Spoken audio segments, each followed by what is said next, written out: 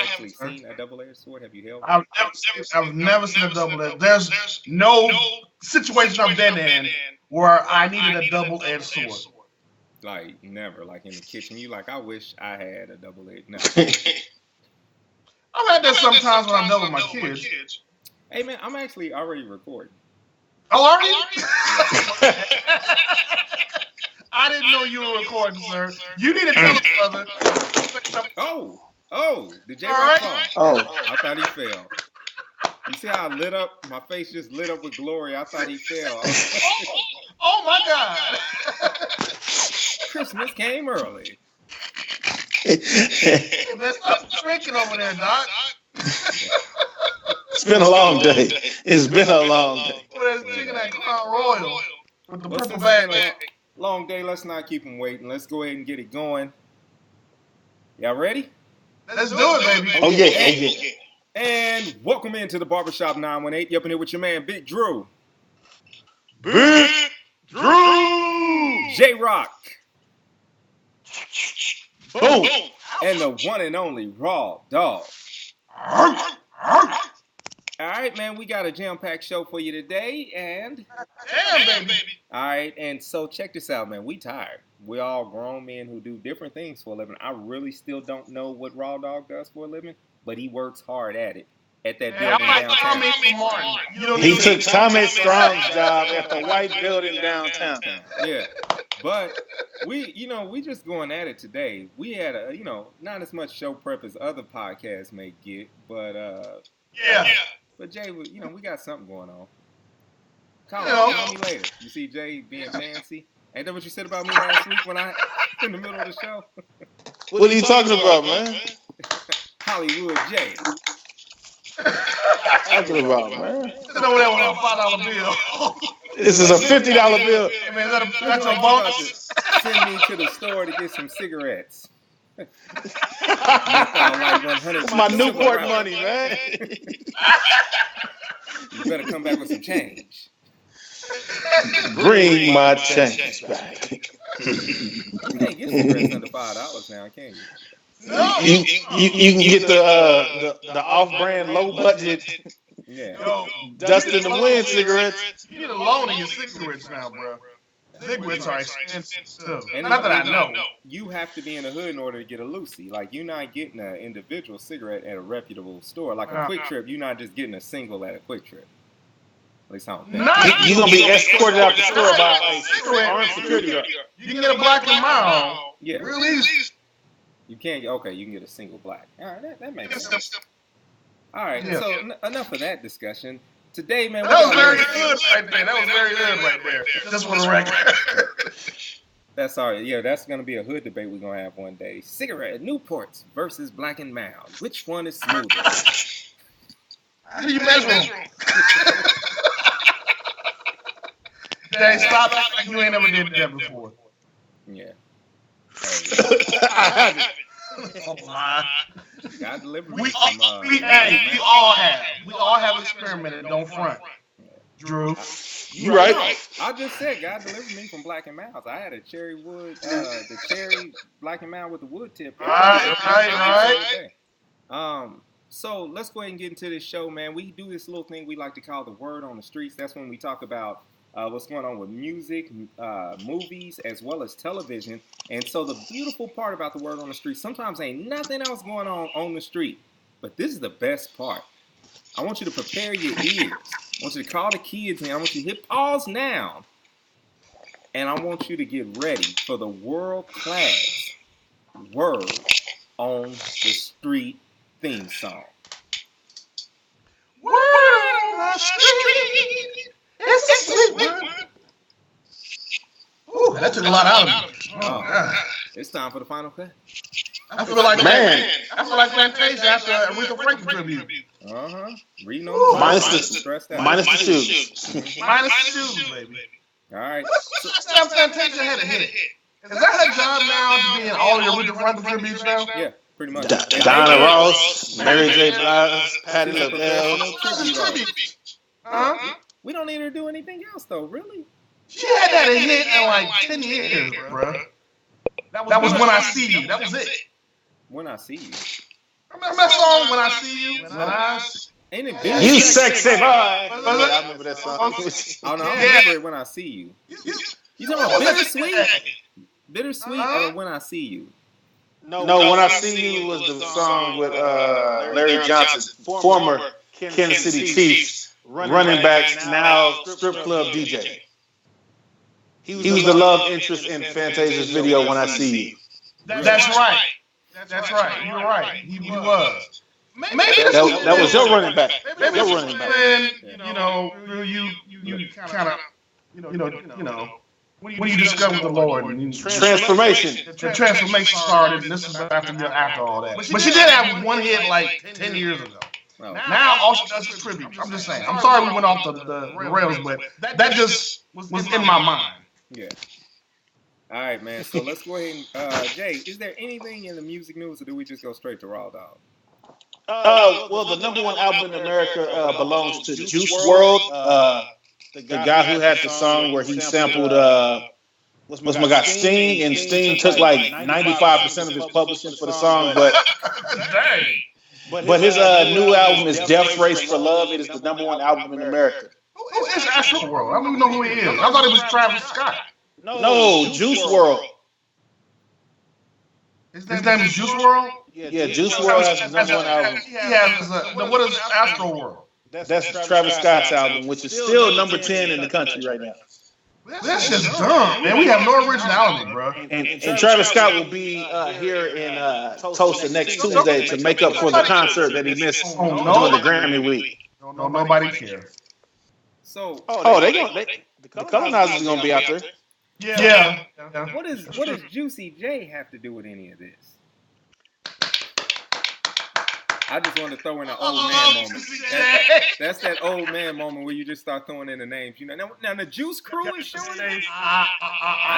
Well, last time I checked, Juicy J, Juice Crew, and DJ Quick, they all have a song on the album because they are the J's, you know.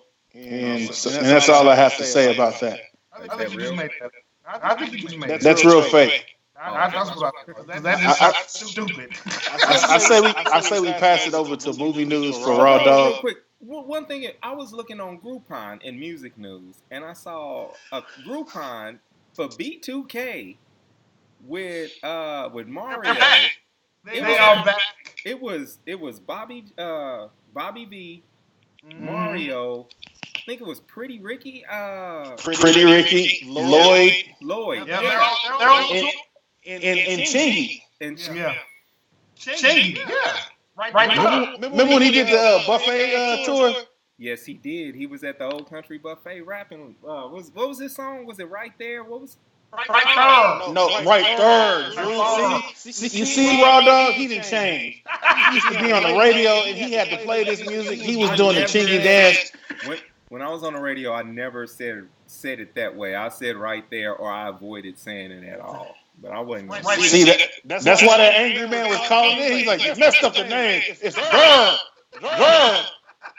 Not there, but Burr. Hey, you know, Raz B quit again, right? And then he came back like 2 hours later. He did. So I heard someone tell me that there was he felt as though he wasn't safe. So is Chris Stokes there? Oh, Chris Stokes is on the prowl, baby. He's on the loose again. Hide your husbands, hide your sons. Chris Stokes is on the prowl. Looking husband. Do we? Is IMX on this tour too? No, it's just B2K. Oh, okay. I mean, man, have you heard the stories about Chris Stokes? Like he is he's a very aggressive pedophile. Aggressive, sir. Like the things he's done and the way these guys talk about it is just it's scary. It is real scary, man. It's amazing to think of the day and age we lived in, how much different things are now in comparison to what it, because this is a commonly known thing, but yet this cat, kind of people openly talk about it or joke about it, but nothing's done about it. Well, right, he said, well, y'all wait, it's going to be a surviving Chris Stokes on Lifetime. And we're going to get the truth. Wow. Have you seen Chris Stokes? No. You ever seen a picture of him? I mean, I've met him in real life, but are you mean like lately? Yeah. No. Yeah, because he done gained a little bit of weight. Well, yeah, he was already kind of. Yeah, he's always kind of pudgy. Now he just look like I don't even know how to describe it. That big thing. Yeah, no, because you called me robust. So no, not robust. Remember the thing they used to be on Fraggle Rock? Those big things with the big noses. That's what Chris looked like. You remember Fraggle Rock? I'm the only one of those who remember Fraggle Rock. That was that meth cartoon. That was a meth cartoon. It wasn't a cartoon. He was on mushrooms when he created that. Chris Hansen, or Jim Hansen. Jim Hansen. To catch a predator, isn't he? I love Fraggle Rock. Anyway. You was too old for that. All right, it is your turn now, Raw Dog. It's my turn? Well, I tell you what, the box office chunks for last weekend, man. A lot of movement. And number 5 is Medea. Last week she was 3, so she's quickly way down the top 10.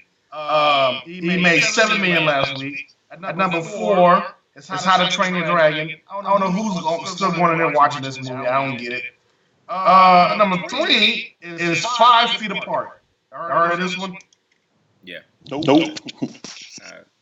See, I would expect Jay to know this one because it's one of those romantic kind of movies, and I know that's what he likes. It's kind of chick flicks. Raw Dog, I am a gangster. Get it right. I don't watch that. Did you hear Drew just bust out laughing? No, because he said it's true. That's what Drew.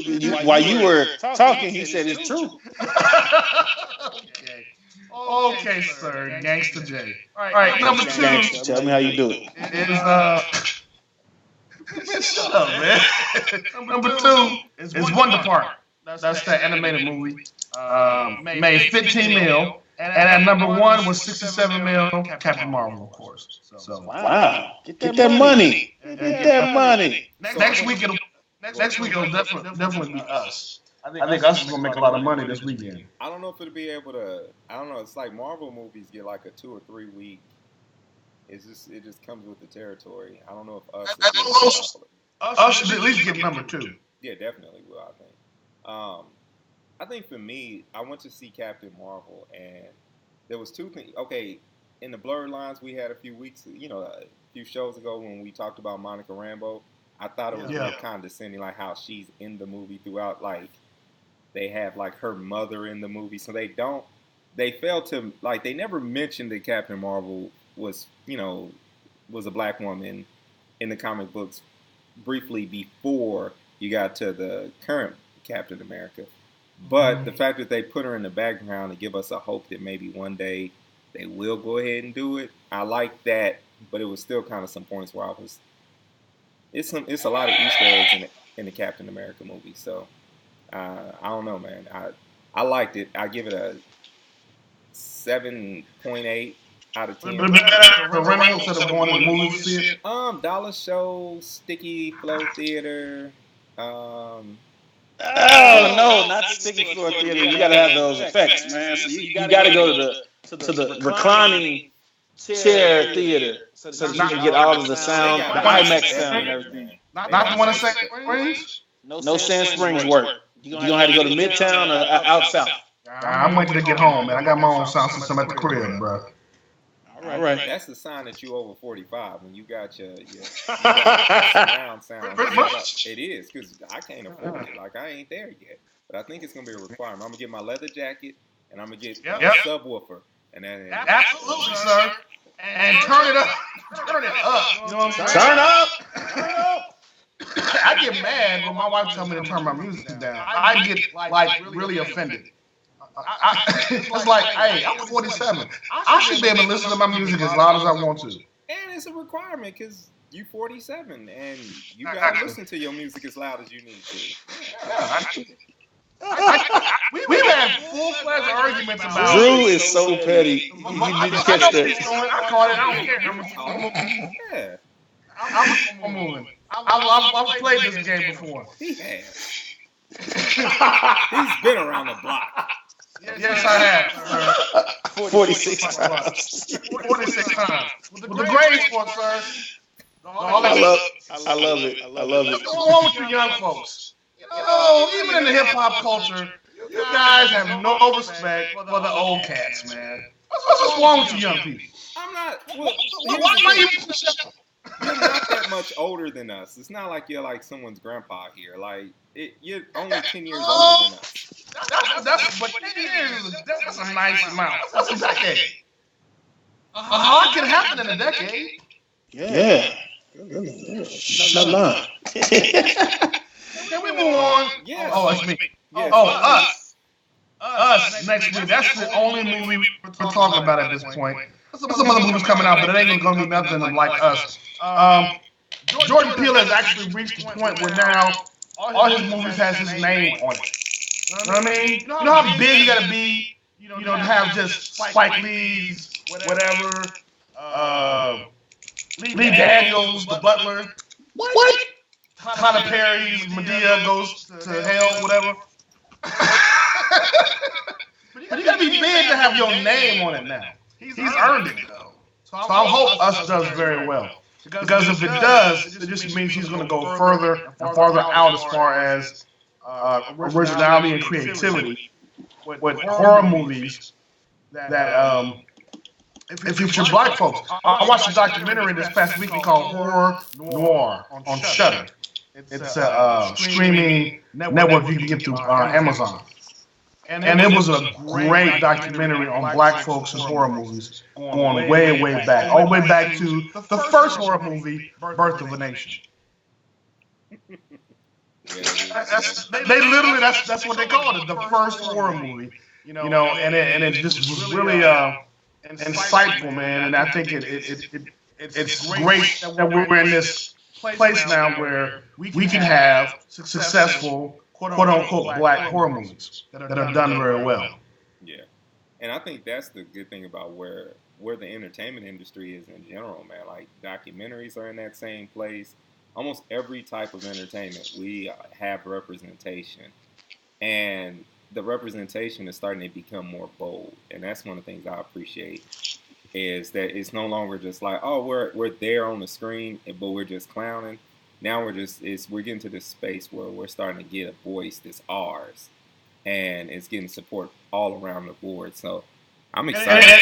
And it's well written stuff. Yeah. There's not enough just to be on screen. It has to be good to the point that even colonizers are going to see it. You know what I mean?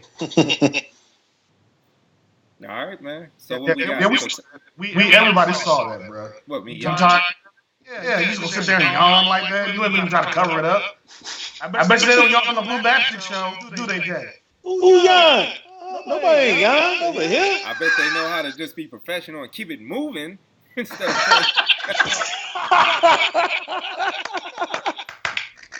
But well, I'm done, sir. All right.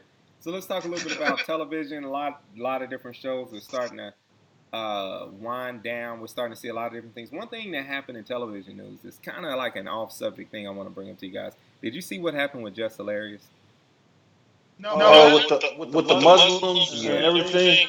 No. I haven't heard about this. She made some not off-color. She made some really horrible remarks. She apologized, backtracked, and then apologized again sincerely. And most people are saying that last apology was Fox motivated. It was kind of one of those, if you want to keep your job, apologies. But she was very tearful about it, and she's trying her best not to get canceled. Like not just Rail, but just herself and her career.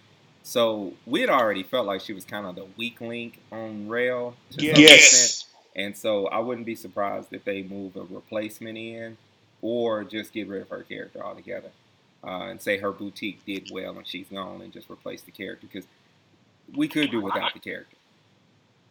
Wow. So you gotta be careful what you say and what you do out here, man. People are always recording. People are always watching. It can come up. Trying to get you out of here. Yeah. That's the reason why I'm not famous, because I don't know how to keep my mouth shut, man. I mean, that would be crazy. Like, if you did, and here's the thing: there's archival footage of our ignorance. Like, this works against us ever being famous or running for office. Because, you know, if I wanted to be president, Raw Dog, you might be my Jeremiah Wright. Like, you might. Like, I don't know. Why would you even hanging out with that guy? Blame it on Jay. Yeah, he put it I always blame it on the brother. Shoot, man. But yeah, there's some good shows coming back though on Netflix, man. What y'all got? Stranger Things 3, the new trailer just came out. It's coming out July 4th. They always have a really big countdown up to this one. The kids are now teenagers, and it just kind of takes everything to the next level. I really do like Stranger Things. I'm surprised that it made it to the third season because Netflix is real good at canceling pretty good shows. That's what they do. But this one survived, and it looks really, really good. Hey, have you guys seen this fan-directed trailer For the Fresh Prince? Bel Air? Yeah, meant as a joke. Filmed in Kansas City. He filmed it like it was like he went all out. Yeah, And I thought it was a real movie. I was like, oh, this is gonna be nice. yeah. Everybody thought that it was real, and I saw a couple of people. I saw one person post and was sincerely like, "This is coming to Netflix real soon, y'all." And I was like, "No, it ain't. This is a joke." Like, you know what I'm saying? But people really Clickbait. Yeah, without reading the whole article or finding out what it is, people just been like, "Boom, this is gonna be on." Perfect for Netflix, though. Perfect for Netflix. I'd watch it. Yeah, I doubt that. Like, you know how much money they would have to pay. Like, if NBC wanted to do it, I think that's the only way it would get green lighted. Like, I just don't see them. I don't see them being able to get the rights from all the different people who own a piece of that show. NBC wouldn't have no interest in it. Quincy Jones, all of them. Yeah. Well, because it's a lot of hands in the pot. But when I saw it, the guy did an amazing job at capturing the series, but just on a more serious tone. I was like, wow, this is a possibility. That could really work. Yeah, like, I would love to see the reenactment of It Just Happened. And who would play him? Would you go get the real guy? Yes. He's not doing anything right now. You know what? Ben Vereen has become the worst father in all. He plays a molester father in Star. You know that? Oh, no. He's typecast. He kidnaps Webster several times to try to get Webster back from Ma'am and George. Yeah. He is like, he's not known for playing these deadbeat, horrible fathers, bro. That's his claim to fame now. Shout out to Ben Vereen. It just happened. It just happened. It just happened. Oh, Bull. Malarkey. Oh, boy. Like, come on, Uncle Phil. That's not what you wanted to say, sir. It's not. That's how you really mean it, man. Come on, Uncle Phil. Oh man, so I was looking at this list of stuff that's coming back to Netflix and leaving Netflix in April, and it's just way too. It was nothing that stood out. Like, it's just so many. Like, Deliverance is gonna come to Netflix in a few days. So Netflix has way too much going on.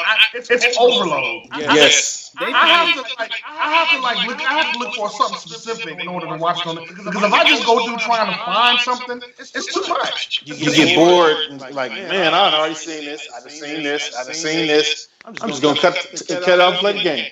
Well, I think It's almost like you get. Go ahead. No, go ahead, Drew. The projection of funds spent by Netflix is going to be between 18 and 20 billion this year. Other billions. So other studios, it takes like the three major studios combined will only spend about 30 billion on films. Netflix alone is spending more than anybody else just to saturate the market. So that's their budget.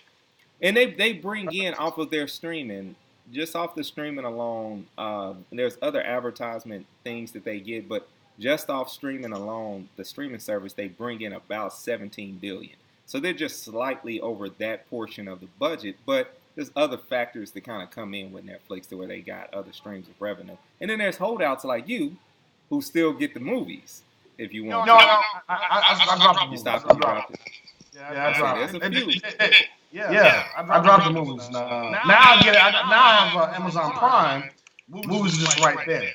So, speaking of movies that you can rent, man, one of the things that I would suggest you guys do is go out and get Spider Verse. Yesterday, like came out yesterday for rental. It's been out for sale, but go out and get the DVD. Just like you got Black Panther, Spider Verse is just as important of a product to have. It's just as good of a movie to put in your collection. It won Oscars. Also, Creed 2.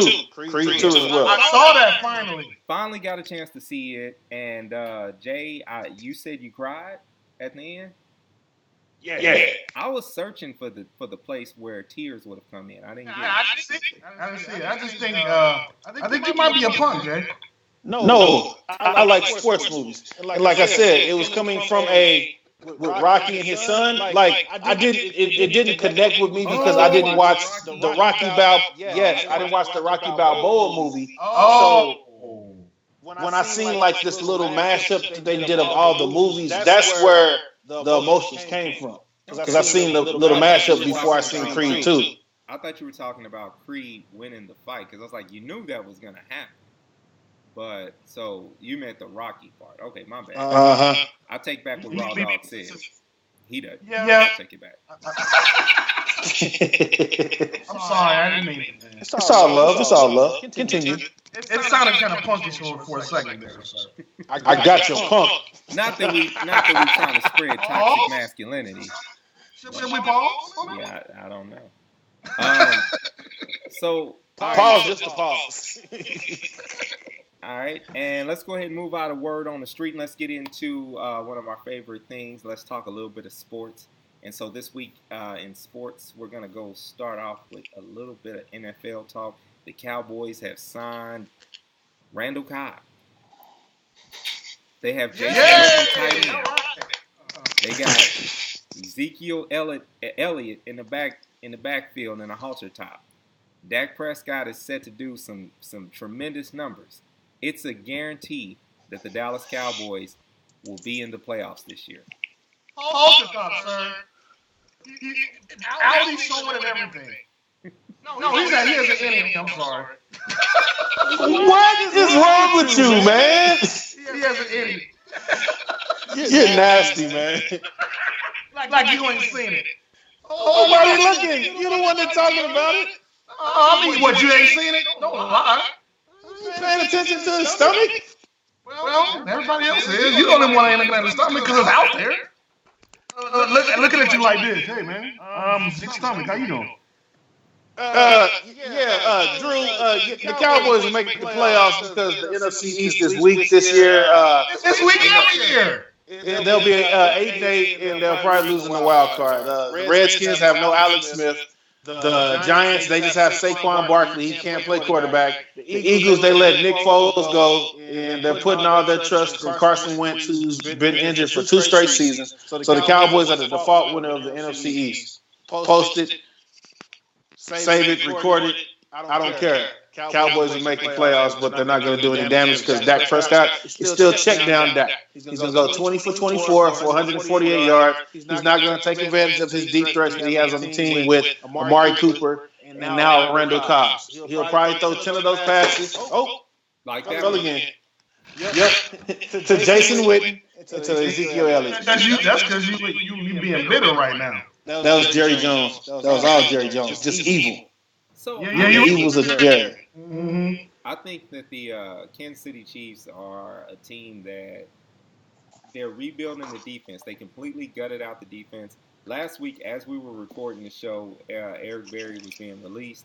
So I feel real stupid as I was posting the show. I was like, I should edit this out because I was saying there'd be some adjustments made. And they made a really big adjustment with Eric Berry. And so I look at it like it's a new team. It's hard for me to judge. I feel like it's a good chance that we will do well because these are fresh faces. It's a fresh defense. It's his defense. The best we can do is just hope that the offensive juggernaut that we were last year, defenses catch up. So my only hope is that our defense catches some people by surprise and a few people show up in spots that we weren't, that they weren't initially checking for, and that we're able to surprise a few offenses out there. Because at this point, it's like your sophomore year. Although I know it's not a sophomore year, but to some degree it is. And I think that a lot of defenses are going to catch up with what the Chiefs have to offer. And so, and I also don't feel that we made a strong enough push to fill the running back position. I understand Williams played well last year, but the running back position wasn't filled, um, and we lost a couple of key positions that a couple of key people. We lost our backup tight end, and we also lost Chris Conley, uh, who was a really good deep threat and could fill in a little bit here and there. So I we'll see who makes it through training camp. But at this point, for me, I think that the Kansas City Chiefs, I think I know we'll still be a playoff team. I don't know if the moves that we made because I don't know these players well. A couple of key people. We lost our backup tight end, and we also so. And you always messing with me about that. My bad. All I'm trying to do is share the show, man. Can I share the show? Yeah. So, I think that that's the key factor for us is that if the defense shows up, we'll do well. Raw Dog, the Bears had a big signing. Yep. I don't know. I don't know who. I haven't been keeping up with them, to be quite honest with you. Yeah. I do think that they're going to have a good year this year, though. Because of what they already have and what little I know about what they've added and what they got rid of, their kicker. They had a great year last year, man. They were one kick away from really doing some damage in the postseason. I think they're just going to continue on like they did last year. I think this year, though, they're going to get a much further. They got to what like the second wild card game. I think they'll get beyond that this year, man. Bears are still looking good. So I got a lot of faith in those guys, man. I was wrong when they didn't sign. I thought they had signed. I thought they had a big signing. I can't find anything off first grade. This shows that they tried to sign Adrian Peterson, but that fell through. Well, they had to get rid of that kicker first and foremost. He cost them their season, and had been terrible pretty much the whole season. So it makes sense to do that. They've added a few guys here and there, but overall, it's still the same nucleus, man. As long as they have that same coaching staff, and they don't veer off from what makes them a good team, they're gonna be all right. All right. So let's go ahead and talk. Let's keep this sports thing going, man. Let's go ahead and get into this Thunder talk because that's gonna be a problem. Because right now in the Oklahoma City Thunder, the way the schedule looks, we play every other day, just about. Like it's day off, day on, and so that's the rest of the season. And we knew going into this that it was going to be the toughest stretch of the season. However, between Russ getting his 16th technical, that could very well mean that Russ could miss every other game at this point, the way he plays. So I wonder, will Russ make the adjustment? Will Paul George get to a healthy place where he'll be able to actually, just carry the team if Russ is missing a game here or there? And what will happen with our bigs that come off the bench? Will Nerlens disappear? It's so many different questions that's a part of what's frustrating me about watching this Thunder team. I feel like I was betrayed. Like this, they went through this whole stretch where I was like, man, we might get in there somewhere, and then now we're Fool's gold. Yeah, and we're looking at like a guaranteed 8th spot. I do feel like we're not gonna fall to the Kings level and let them. So we're guaranteed, not guaranteed, but I feel like close to guaranteed the 8th spot. But I also am concerned that we may indeed fall to that 8th spot. And then what's the point going? Jay went. What's the point going to the playoffs? He's back. What's the point going to the playoffs if you just get Golden State first round? That's just a sweep, and it's gonna be highly emotional. And I like if we were to get them in the first round, but I think the only way that with this current team, the only way we possibly get out of the first round is if something really shifts up. I think we could take Utah. And I think we can take San Antonio if we got them in the first round. And honestly, since C.J. McCollum is down with an injury, maybe Portland if C.J.'s still out. I just feel like the Thunder don't have a sense of urgency, man. Especially that was what they were missing with Russell being gone the last game. They just didn't have. I mean, they started off really well and then just kind of just got really lackadaisical. It's so easy for them to get lackadaisical. It's almost like they have to work hard to concentrate and go, hey, we're in a basketball game, we're in the NBA, let's just win this game. They just don't have a sense of urgency. I know they understand their situation. I think they do, but they don't act like they do. So that's the reason why the whole season has been a patchwork of heavy wins and heavy losses. There's no consistency whatsoever. We're either winning 7 in a row or we're losing 5 in a row. It's just ridiculous, man. So it's becoming real tough to be a Thunder fan because there's just no consistency. You know, and the only consistency we have is Paul George at this point. Russell's not even consistent. And now they're doubling up on Paul George as the Miami Heat did the other day. You know, now they're doubling up on him. Then what? You know, oh, well, we got Russell. Yeah, but Russell's shooting like crap. You know, and he doesn't have a problem taking those crazy low percentage shots because he's Russ. That's just that's in his DNA. That's never going to go away. He's always going to take those low percentage shots no matter what. So I don't know, man. It ain't looking good right now, especially if we make the playoffs and we're in a low seed. It ain't looking good. It's going to be almost like a continuation of last year, man. We get bounced in the first round. It's almost like, you know, since the All-Star break, the team has been 5-10, very inconsistent.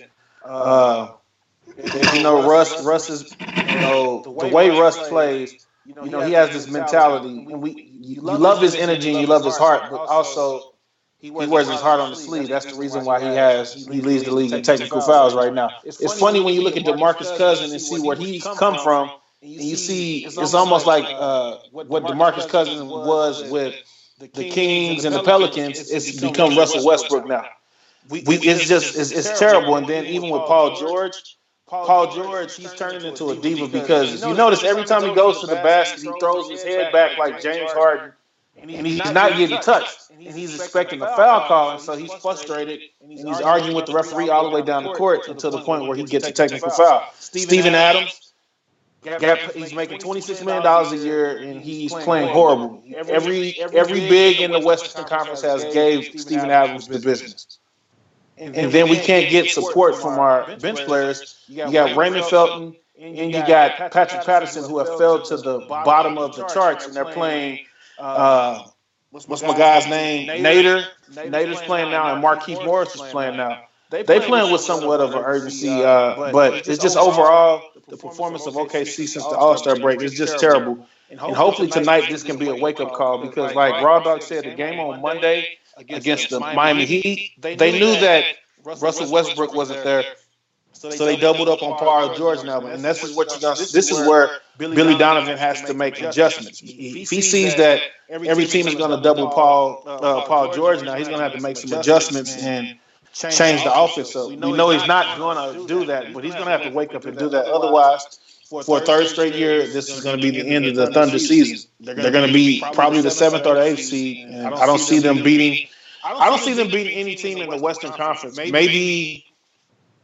Portland, but nobody else. Is just the other teams. They just have this advantage over OKC. They just play smarter. It's a mental advantage because we play like we playing at the rec center, man. We don't play like we're an NBA team. We play like we're at the rec center and cats just coming down, throwing up shots. That's how you play at the rec center. Nobody pass at the rec center, and that's how we play. We play like a rec center team, man. And you know, when I was reading the Ray Allen book. I finished the Ray Allen book, and it's a very good read. Ray has some choice words from a lot of his former teammates and his coaches. But it was one particular person he's talking about, Rondo. And he's talking about after they won their championship, Rondo said, "This is my team." You know what I'm saying? The only reason why I won the championship was because of me. And so Ray Allen, I'm not trying to say he's perfect or anything, but it's just the way his mentality of how he was describing Rondo.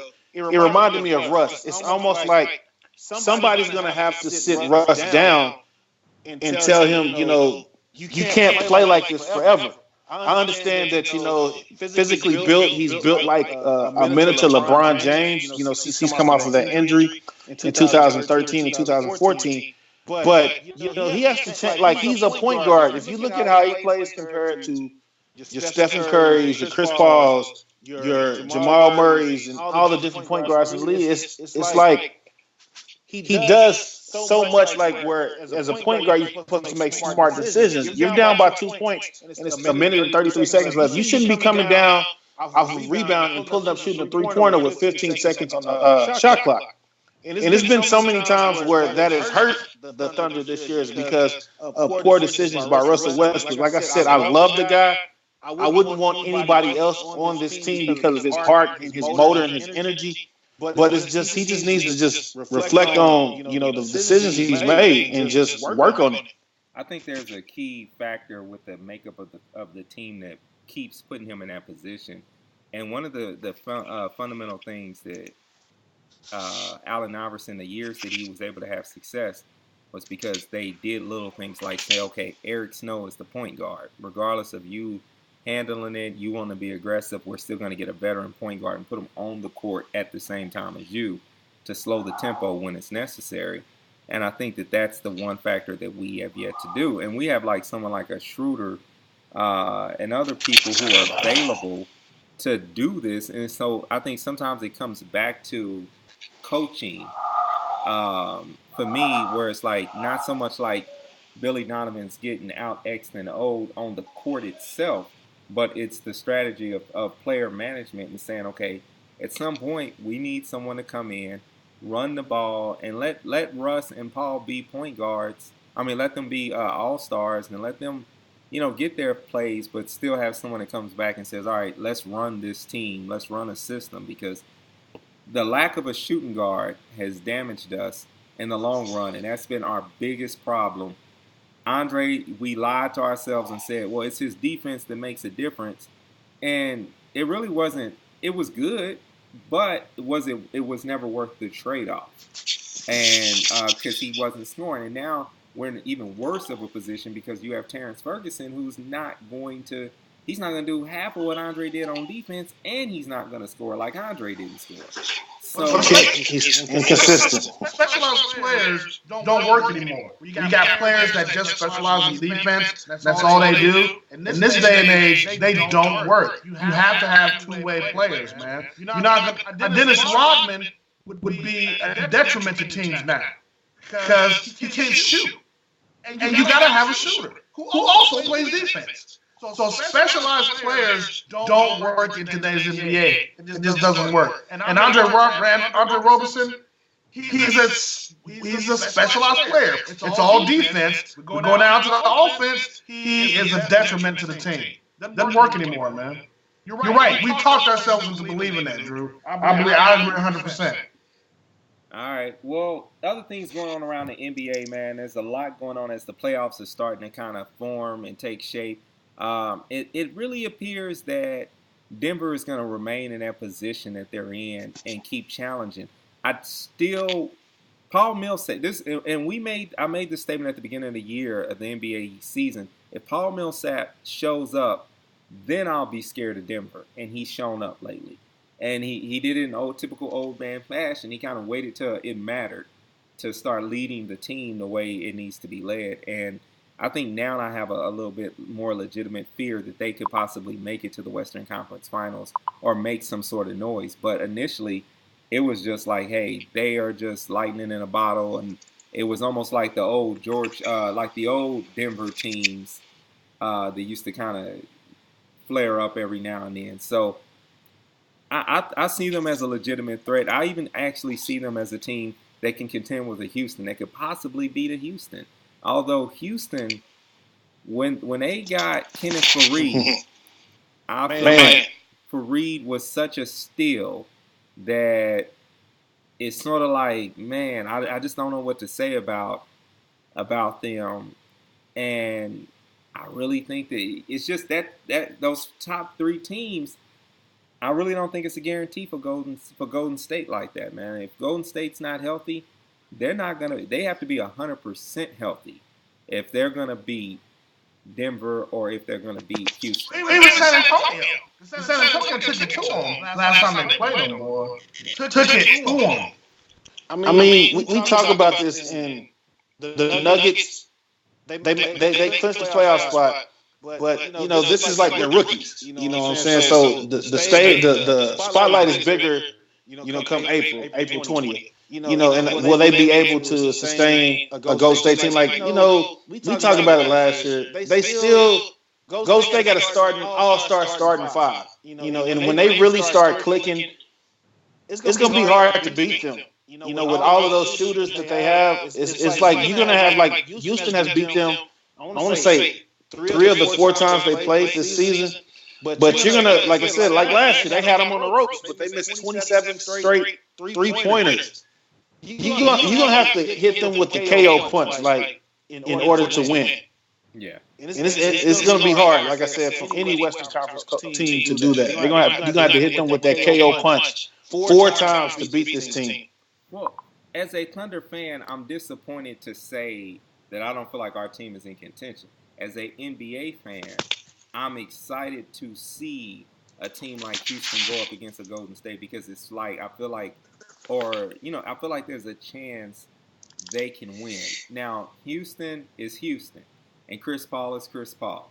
I would not be surprised if something happens, another injury that throws that dynamic off. So, and I'm not saying I think I don't want him to get injured, but it's just like, man, he's just been snake bitten his whole career. Every time he's been right there with a better team, something's happened. So, but each year that goes by, I believe Golden State looks more and more beatable. You know what I mean? I really do believe that they're not as scary as they were maybe 3 years ago, even with KD. And I believe that this is their last run. I believe that absolutely 100% that. Because they're gonna lose one of them guys, one of them major players. They can't afford to keep 5 players in the starting lineup that all deserve max. Max. Yeah.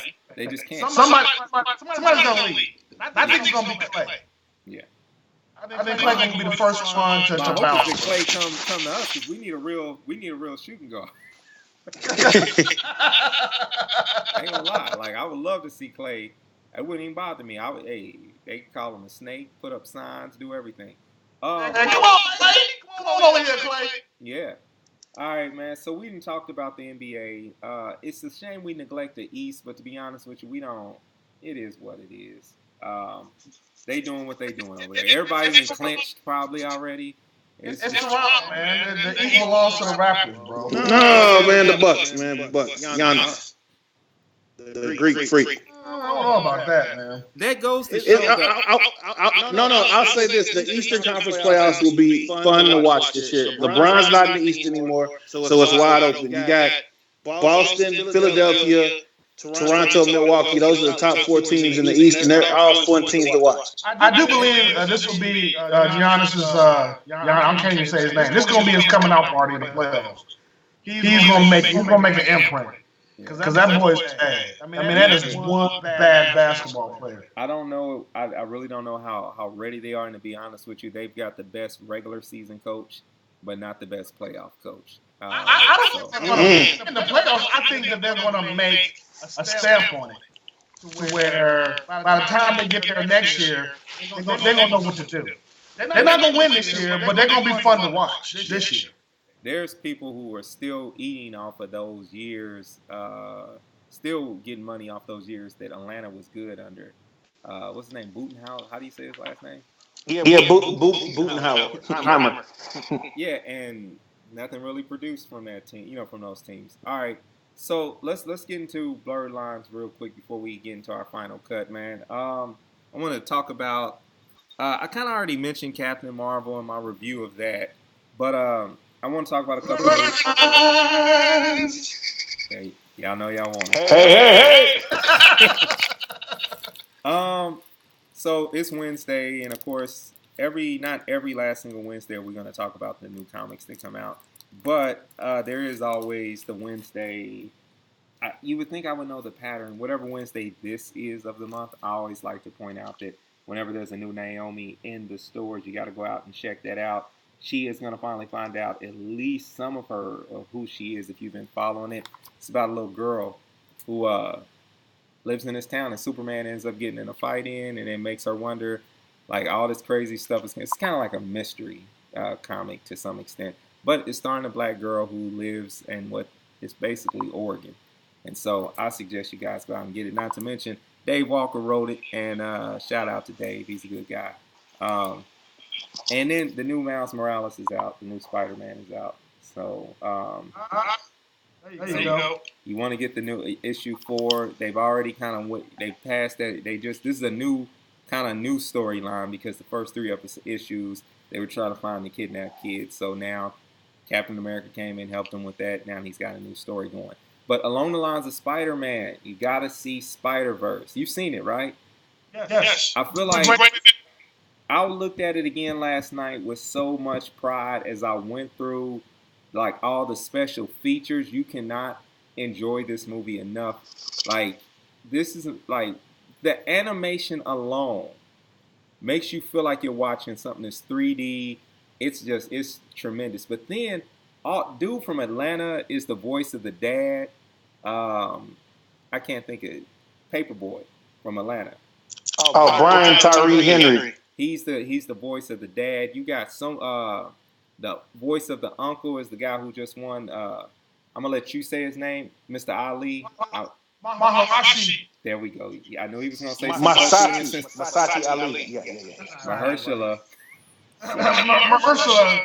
Mahershala. It's in the yeah.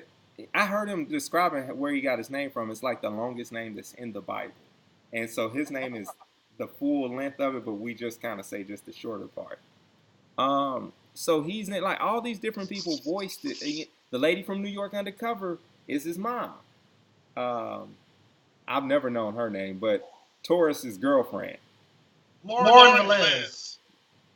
No. That's her name, Lauren Velez. Yeah. You know New York Undercover coming back, right? It's been coming back for like the past 6 years. I know Rick Torres like he died in the dang car explosion. And that's when the show got whacked. They brought Tommy Strong in, and the show got canceled. Yep. Just you gotta relax on that. Like the last season of Martin. So you don't want it to come back at all. You don't want to see the bounce version of it. I think it's not bounce, but it's TV One is bringing it back. I don't want to see it. If TV One back, the budget is going to be really low. It's going to suck. They might as well put it on BET. Put it with American Soul. Hey, Boomerang. BET got better budget than TV One. Boomerang looks good. American Soul is all right. But Boomerang looks good. But a few weeks ago, you said American Soul wasn't no good. It really is. It's a different show, but it looks good because they have money because they're under Viacom. And Viacom owns everybody. Yeah. All right. So, but that's my blurred lines, man. Make sure y'all go out and get these 2 new comics. Also, man, as y'all know, I'm filming my own documentary about finding black comics. It's called Uncaged, and it's going to be coming real soon. I'm actually going to be putting out a crowdfund like thing so y'all can help me pay for some of this stuff. What's the Hollywood Drew? Make it move. But a part of that, I went to my first Emerald City Comic Con up in Seattle. I drove up there and Saturday, and dude, it was like 6 floors of just it was a 2-block wait to get in. It was it's actually like the second or third largest one on the West Coast. So it was a great experience, man. The next week I'll be trying to get to the Kansas City Comic Con too. So get some. What's his name from Milestone going to be? Yes, he is going to be there, and so that's the hope, just to try to hook up with them. And that's all about it. And blurred lines. You know you want it. Hey. That's very rapey. Hey. Yeah, all right. So let's go ahead and let's just do final cut, man. Let's get on out of here. It's been a good show. You gotta stop wiping your neck, man. You the Yeah. cow. You just get it on your. I felt something on it, man. I just, ugh. And I got all this stuff on, bro. Did you ever have to do that with your baby? Like wipe the when they get a little little fat and they just be. You gotta unroll the rolls and be all. Yeah, I've done that plenty times. All right. So that's the show, man. Make sure you share the show. Make sure you go back and take a listen to it. We talked a lot about sports today. Next time on the Barbershop 918, we're going to get to our hood topic, the cancel culture, and talk about, the goods and the bad, ups and the downs with that. We got a lot that we are going to bring your way on the next show. It's going to be a lot of different things that are going to be. We're going to know more about the Thunder and how we feel about them, too. And March Madness. March Madness is going to be. Yeah, we didn't get a chance to talk about that because, but we're good. Nobody cares about college basketball. They don't. Zion Williamson. Hey, did Prairie View beat Fairleigh Dixon? Is that a Fairleigh Dixon? No, they did not. They didn't? Okay. I don't want to watch it no more. You see how they do us? They put us in the playing games. Yep. We got to play to get into the big game. Mm-hmm.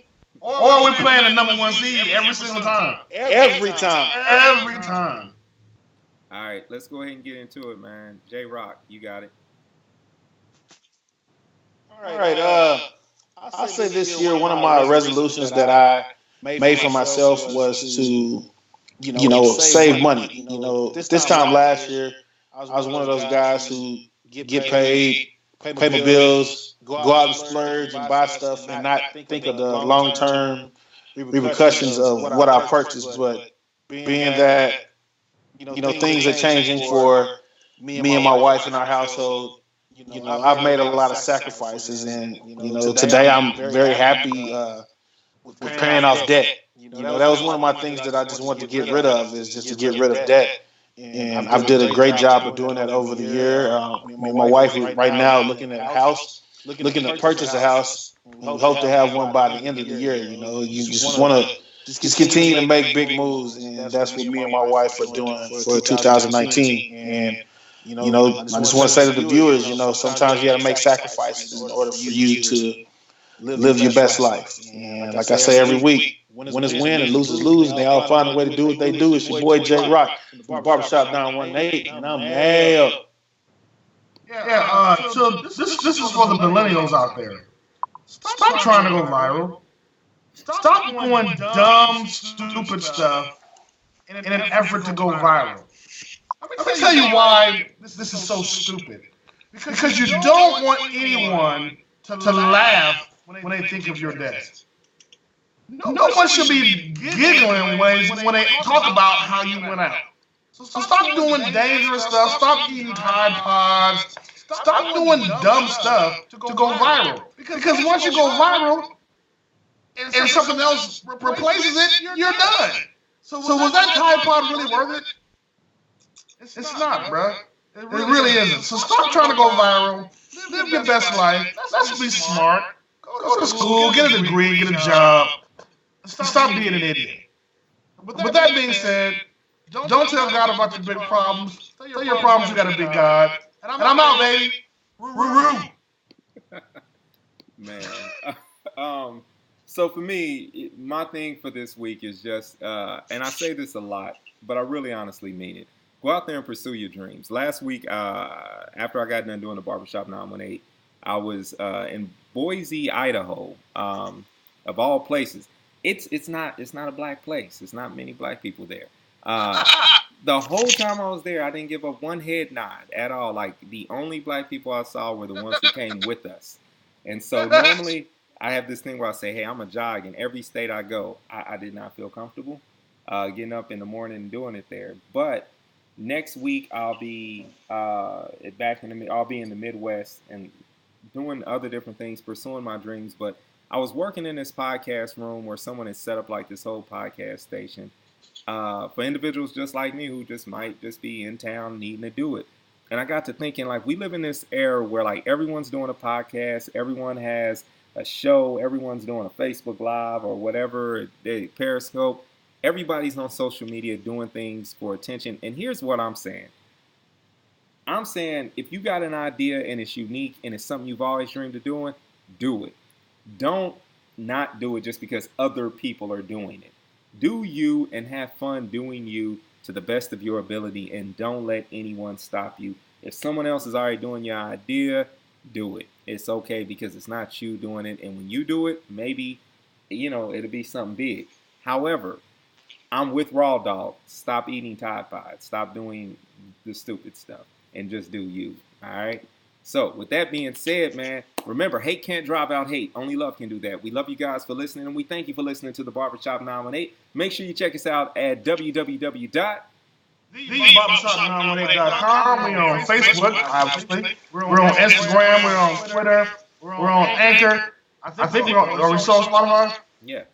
Okay, we're on Spotify. If you can't find us, you ain't looking. So stop looking and find us. We are the Barbershop 918. We're the best podcast around this town, baby. All right. I don't know what y'all want from me, man. I'm tired.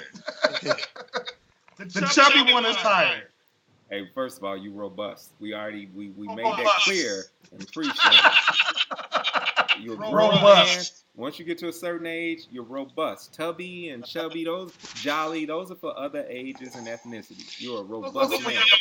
Those are for younger people. Yes. My robustness means I'm happy and I'm eating well. All right, man. Thunder winning tonight, right? Right? Know it. Thunder up. We'll see. We out. All right, fellas. Good show, man. All right.